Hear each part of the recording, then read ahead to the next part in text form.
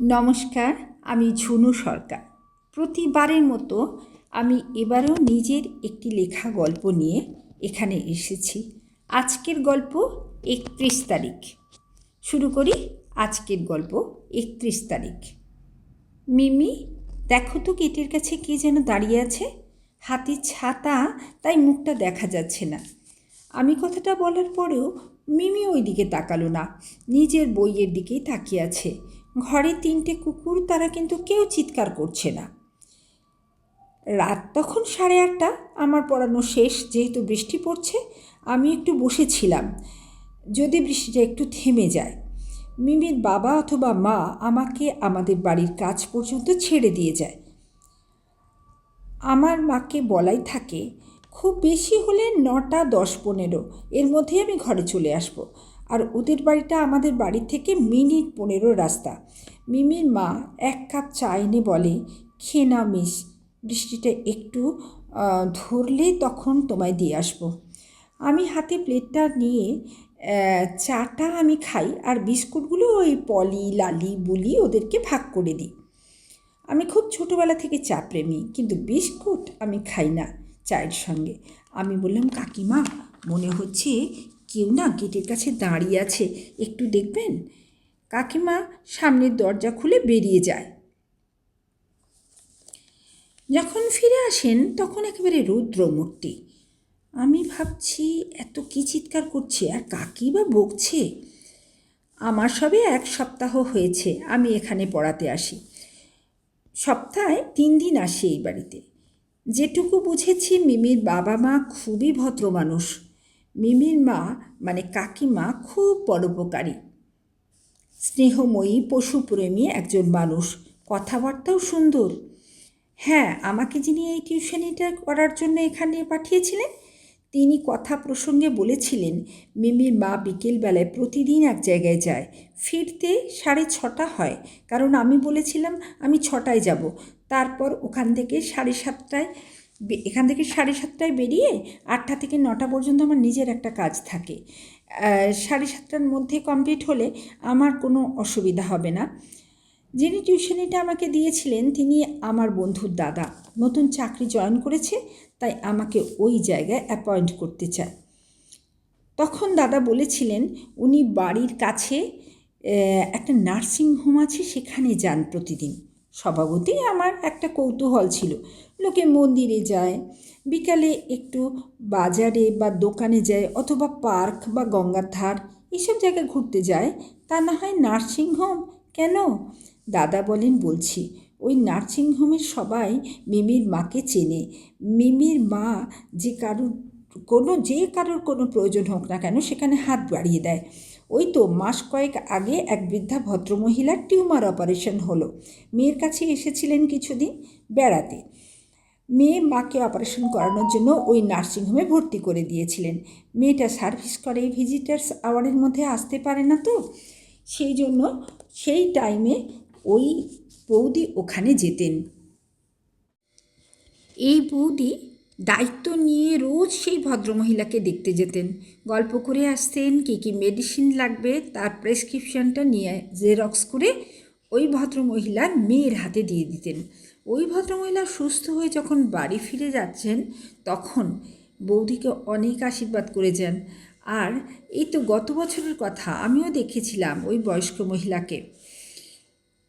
কথাটা শুনে স্বভাবতই আমার মন বেশ তরল হয়েছিল এই কাকিমার ব্যাপারে। আজ এত উত্তেজিত হয়ে চিৎকার করতে আমারও চোখে জিজ্ঞাসা চিহ্ন নিয়ে কাকিমার দিকে আমিও তাকিয়েছিলাম। মিনিট 2 পরে খুব ফর্সা ছোট্টখাট্ট একটা মানুষ ছাতাটা দরজার সামনে বন্ধ করে পায়ে পায়ে এগিয়ে এসে সোফার উপরে বসে। বৃষ্টিতে ভিজে যাওয়া চশমাটা মুছে নিয়ে আবার চোখে লাগিয়ে নেয়। আমার উৎসুক চোখ দেখে বলে, বৌমা, এই মেয়েটিকে গো, মিমির টিচার?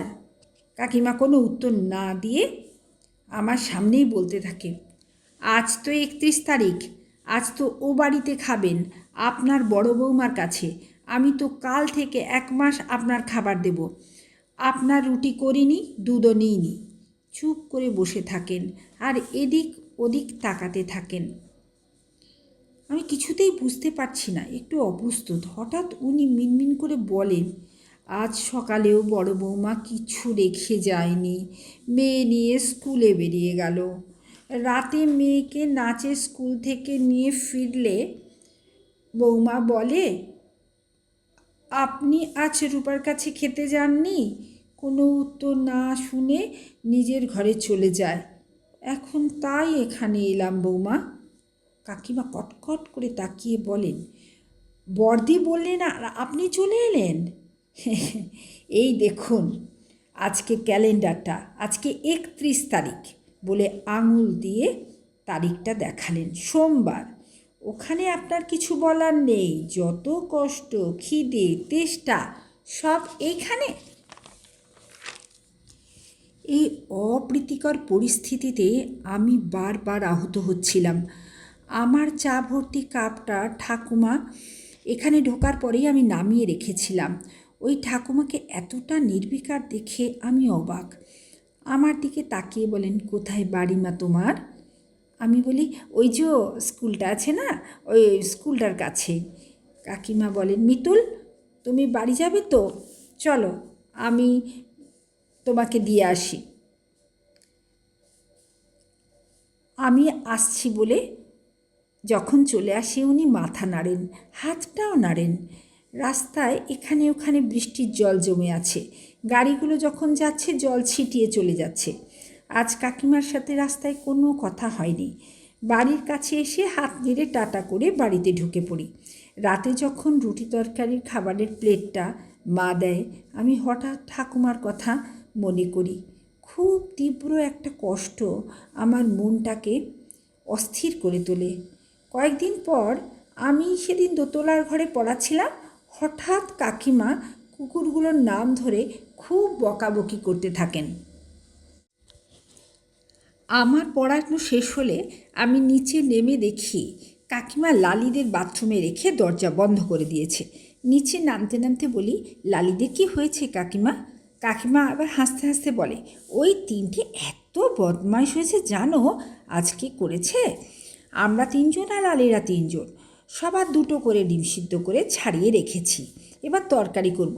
চা করার পর কড়া চাপিয়ে দেখি আলু পেঁয়াজ সব ঠিক আছে, আর 12টা ডিমের একটাও নেই। একবার ব্যাপারটা ভাবো, ব্যাটারা সব যে কী বদমাশ হয়েছে, সব কটা খেয়ে নিয়েছে জানো, বলে এবার হাসতে শুরু করে। আমি আজ কাকিমার দিকে তাকিয়েছিলাম, হাসতে পারিনি। কাকু অফিস থেকে ফিরে বসেছিলেন, বললেন, চলো মিতু আমি তোমাকে এগিয়ে দিয়ে আসি। আমি কাকুর পিছন পিছন বাড়ির কাছ পর্যন্ত এসে কাকুকে বিদায় জানিয়ে বাড়িতে ঢুকে আসি। আজ আবার রাতে আমার খাবারটা দেখে ভাবি, কুকুরগুলো ওদের প্রাণ, ওরা ডিমগুলো সব খেয়ে নিয়েছে, ঠিক আছে, অবলা প্রাণী, ওদের কি আর মারবে, ঠিক আছে, কিন্তু ওই বুড়ি ঠাকুমা উনিও তো অবলা। তার ক্ষমতা থাকলেও তার কথাগুলো যে শোনার মতো আর তো কেউ নেই, তাই বোধহয় ধীরে ধীরে অবলাই হয়ে গেছেন মানুষটা। সেদিন কাকিমা কত কথা বলল, কিন্তু কোনো প্রতিক্রিয়া দেখালোই না ঠাকুমা। অন্তত আমার সামনে তো কোনো কথা বললেনই না। এরপর কেন জানি না আমি একটু রাত করে এই 7টা নাগাদ পড়াতে ঢুকতাম, 9টাতে পড়া শেষ করতাম। ঠাকুমার এই মাসটা এখানে খাওয়ার কথা, আমি থাকাকালীন 8:30 নাগাদ খেতে চলে আসতেন। সোফায় লালি আর বুলির পাশেই বসে থাকতেন চুপ করে। সাদা ফর্সা রং, চেহারায় ছোটোখাটো, মুখটা ভালো করে বোঝা যেত না। কোঁচকানো চামড়ার, মুখের চামড়ার উপরে চশমার কাঁচগুলো একদম ঘোলাটে, চোখ দুটো ভালো করে দেখা যেত না। আমার ছাত্রী মানে নাতনি একেবারেই ঠাকুমা বলে কোনো দিন জড়িয়ে ধরা তো দূরে থাক, পাশে এসে বসতও না। ঠাকুমার পাশে লালির বাচ্চারা কিন্তু লালিকে আঁকড়ে ধরে বসে থাকতো। পশুদের পরিবার আর মানুষের পরিবার কত ভিন্ন না। একদিন ঠাকুমা তখনই 8:20 হবে চলে এসেছেন। কাকিমা তাকে কত কথা শোনালো, এত খিদে, এত খিদে খিদে ভাব কেন, সবে তো 8টা বাজলো, চলে এসেছেন। এখনও আমার লালিবুলির খাবার তৈরি করা হয়নি। ওরা অবলা, আপনি তো জানেন। আমি আগে ওদের খাবার দিয়ে দিই। একদম চুপচাপ বসুন, এই মিতুলকে আমি এগিয়ে দিয়ে আসি, তারপর আপনার খাবার দেব বলে আপন মনে গজগজ করতে থাকে। আমার খুব কষ্ট হচ্ছিল ওই বুড়ি ঠাকুমাকে দেখে। কাকিমা যখন আমায় চা দিতে আসে তখন বলি, আজ আমি চা খাবো না। কেন?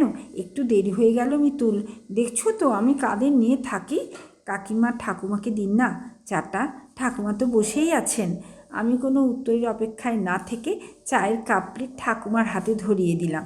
কাকিমা ভিতরে গেলে আমি মিমিকে বলি, মিমি, আমি আজ একটু ব্যস্তর মধ্যে আছি, হ্যাঁ, মাকে বলো আজ আমি একাই চলে যেতে পারবো বলে কোনো কথার উত্তরের আশায় না থেকে বেরিয়ে পড়ি। এই রাস্তায় আমায় রোজ হাঁটতে হবে, সুতরাং নিজের উপর ডিপেন্ডেন্ট হওয়াই ভালো। আর ঠাকুমা তার প্রপার টাইমে খাবারটা পেয়ে যাবেন, এটাই আমার ইচ্ছা। এখন আমার সাথে ঠাকুমার রোজ দেখা হয়, ভালোই লাগে। একদিন কাকু অফিস থেকে ফিরে জামা জুতো না ছেড়েই আমায় বলেন, মিতুল চলো এগিয়ে দিয়ে আসি। সেদিন আমি কাকুকে কিছু কথা বলেছিলাম ঠাকুমার ব্যাপারে। পরের সপ্তাহে আবার দেখা ঠাকুমার সাথে। আমি পড়াচ্ছি, ঠাকুমা ঢুকে সোফায় লালির পাশে বসেন। আমার দিকে তাকিয়ে বলে, নাতনি ভালো আছো তো? আমিও হেসে উত্তর দিই। তখন আমার চা, তার সাথে 1 কাপ চা ঠাকুমার জন্য আসতে শুরু করেছিল। এটা আমি বেশ খুশি হই। আজ আমি ঠাকুমার খুশি মাখা চোখ দুটো দেখতে পেলাম চশমা ভেদ করে। যাক, সেদিনের কাকুকে করা রিকোয়েস্ট কাজে এসেছে। ঠাকুমার চোখ দেখিয়ে কাকু নতুন চশমা করিয়ে দিয়েছেন। মনে মনে অনেক ধন্যবাদ জানালাম কাকুকে। আমার কথায় কাকু যে এতটুকু মনোযোগী হয়েছেন সে ব্যাপারটা আমার খুবই ভালো লাগলো। এরপর মিমি মাধ্যমিক পাশ করে যায়। আমারও ওইখানেই সমাপ্তি। আর দেখা হতো না ঠাকুমার সাথে। এর কয়েক বছর পর ওখান দিয়ে যাচ্ছিলাম, দেখি ঠাকুমা বড় ছেলেকে নিয়ে যে বাড়িটা থাকতেন সেই বাড়িটা ভাঙা হচ্ছে। বুঝলাম ঠাকুমা আর নেই। বড় ছেলে উকিল, ছোট ছেলে সরকারি চাকুরে। তবুও তার মাকে 31 তারিখ মনে রাখতে হতো, একটু চা পাওয়ার জন্য অপেক্ষা করতে হতো। নিজের বিবেচনার উপর নির্ভর করে নিজের কথাটা বলার মতো কোনো অধিকার তার ছিল না। কি অদ্ভুত না? তার মৃত্যুর পর তার সম্পত্তির দখলদারিতে সমান সমান ভাগ নিয়ে দুজনেই খুশি। কাকিমা একদিন বলেছিলেন, তার বড় যাকে তার বড় ভাসুর ভালোবেসে বিয়ে করেছিলেন। তাহলে সেই বউ তো ঠাকুমাকে অনেক দিন ধরেই চিনত নিশ্চয়ই। তাহলে সেই বউ একটা বৃদ্ধা মানুষকে 31 তারিখের ভয় দেখাতো কেন? একটু খাবার দেওয়া যায় না একজন বৃদ্ধা মাকে? কাকিমা একদিন আমাকে বলেন, তুমি আমায় খারাপ ভাবো না মিতুল? দূরের দিকে তাকিয়ে বলে, আমি অতটাও খারাপ নই মিতুল। আমারও ভাই, দাদা, বোন, মা, বাবা সবই আছেন। তারাও জানেন আমি কী রকম সকলকে ভালোবাসি, সম্মান করি, শ্রদ্ধা করি। এখানে এসে সব পাল্টে গেছে জানো। বড় বউ এসে কায়দা করে আমাকেই তাড়িয়ে ছাড়ল। এই বাড়িটা কতদিন ধরে ভাড়া নিয়ে আছি বলো তো? এবার শুনছি এটা ফ্ল্যাট হবে। এইখানেই হয়তো সারা জীবন থেকে যেতে হবে। বড় বউ আর বড় ছেলে ওই বাড়ির সবটা দখল করে নিল, আর আমার শাশুড়ি চুপ, তাই মেনে নিল। ওদের জন্য আমি এনাকে একদম সহ্য করতে পারি না। একটু রুখে দাঁড়ালে ব্যাপারটা তো অন্যরকম হতো বলো। ওই পর্যন্তই, তারপর সব ভুলেও গিয়েছিলাম।